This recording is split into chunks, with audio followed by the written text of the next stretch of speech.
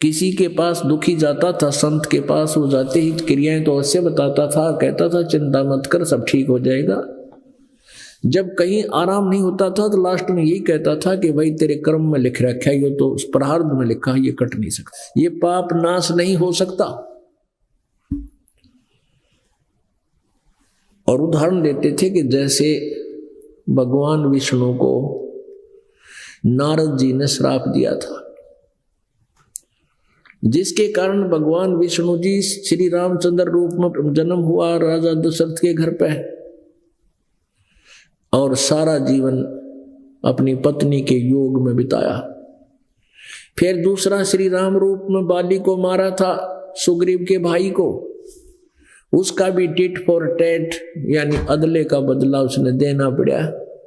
विष्णु जी यानी श्री रामचंद्र जी कृष्ण रूप में अवतरित हुए, जन्म हुआ, और उधर से सुग्रीव का भाई जो बाली था वो एक शिकारी रूप में उसी के राज्य में उत्पन्न हुआ।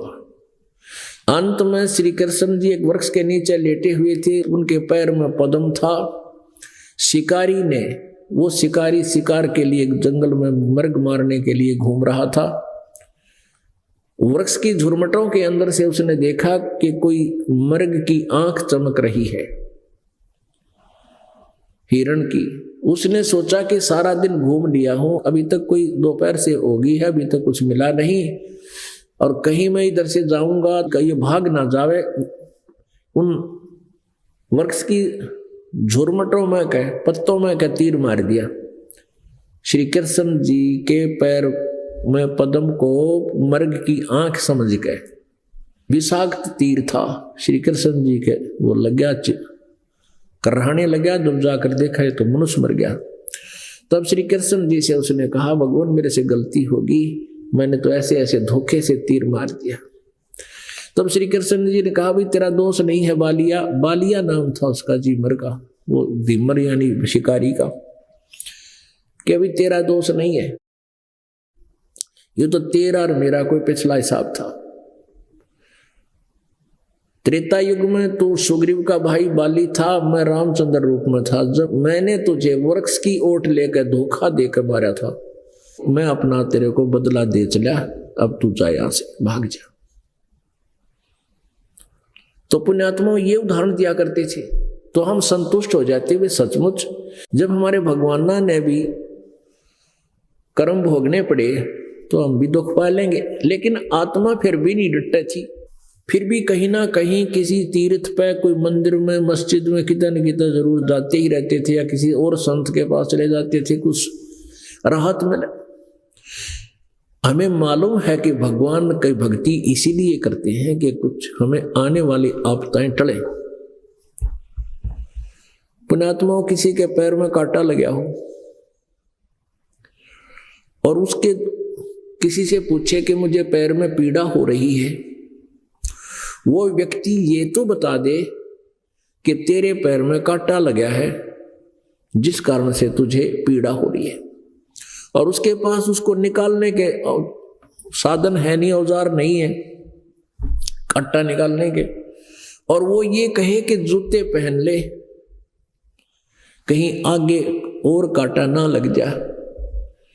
जूते पहन ले भाई, आगे कांटे ना लगेंगे, कांटा नहीं निकलेगा, कांटा तो लगा ही रहेगा। अपने आत्माओं, कांटा लगे पैर में जूते पहना नहीं जा सकते, वो तो कांटा निकले। इस डर से जूता पहना वो प्राणी है भगवान, कहीं फिर ना कांटा लग जाए, बहुत पीड़ा हो रही थी मुझे, और उस डर से वो जूता कभी नहीं निकाला जब सफर में चलेगा। तो पुण्यात्माओं, हमारे ये पाप कर्म रूपी कांटे जिनको लगे हुए हैं वो बहुत दुखी हैं, और उनको यहां आने से उनके ये पाप रूपी कांटे निकाल दिए जाते हैं, और फिर उनको बताया जाता है कि राम नाम दे दिया, इसको खंड मत करना, तोड़िए ना इस नियम को। इस नियम को तोड़ देगा अर्थात ने जूता फिर निकाल दिया, नाम टूटने से भक्ति बंद होगी, परमात्मा की राहत नहीं मिल रही। जूता निकल गया आपका, जूता निकलते ही फिर कांटे लग जाएंगे, क्योंकि आपके जीवन में बहुत सफर में कांटे बहुत बिखरे हुए हैं, बहुत पाप हैं आपके। तो जिस प्राणी के ऊपर आपत्ति है भयंकर आपत्ति जान जाने वाली हो और परमात्मा अपने बच्चे पर मेहर कर दे, बेटा बेटी पे, और वो सुखी हो जाता है, उसका जीवन दान मिल जाता है, फिर वो कभी भक्ति नहीं छोड़ेगा, ना नाम तोड़े ना बुराई करे। वो फिर कभी इस डर से जूता नहीं निकालेगा, भगवान की भक्ति नहीं छोड़ेगा, हे परमात्मा कहीं फिर बिजली ना गिर जाए, वो दुख फिर ना आ जाते रहे। तो ऐसे या भक्ति डटेगी या भक्ति ऐसे चलेगी पुण्यात्मा। अभी तक जिस भी संत ऋषि का इतिहास आपने देखा, उन्होंने यही बताया कि ये पाप कट नहीं सकते तो भोगने पड़ते हैं। अब परमात्मा कहते हैं भाई 3 लोक और भवन चतुर्दश कोई नहीं सत्संगी। इस पूरे ब्रह्मांड में किसी को भी यथार्थ ज्ञान नहीं है, कोई भी सत्संगी नहीं है, किसी के पास भी सत साधना नहीं है। परमात्मा कहते हैं तुम कौन राम का जपते जापम और तात कटे ना तुम्हारे तीनों तापम। एक समय जब युधिष्ठिर जी को बुरे बुरे स्वप्न आने लगे थे, तो उसमें समाधान पूछा गया था श्री कृष्ण जी से। उसने बताया कि तुमने जो युद्ध में पाप करे हैं वह जीवात्मा तुम्हें सता रही है।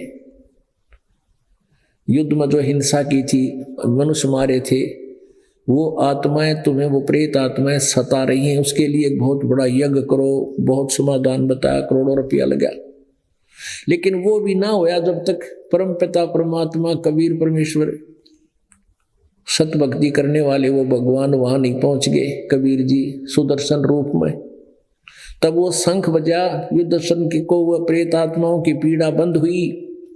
नहीं तो श्री कृष्ण जी के समाधान से तो वो यज्ञ भी सफल नहीं हो रही थी। विष्णु जी ने 3 ताप के अंदर किसी को जो ये आते हैं जो श्राप दे दिया,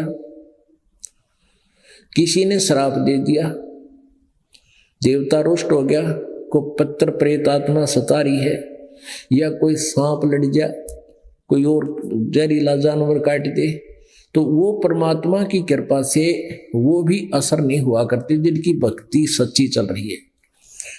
एक पिछले समागम पर एक माई आई, कहने लगी जी मेरे बेटे का सांप लड़ गया, सर्प ने काट लिया, मैं फिर दवाई नहीं ली। बोला ना जी मैं ना ली दवाई। मैं क्यों?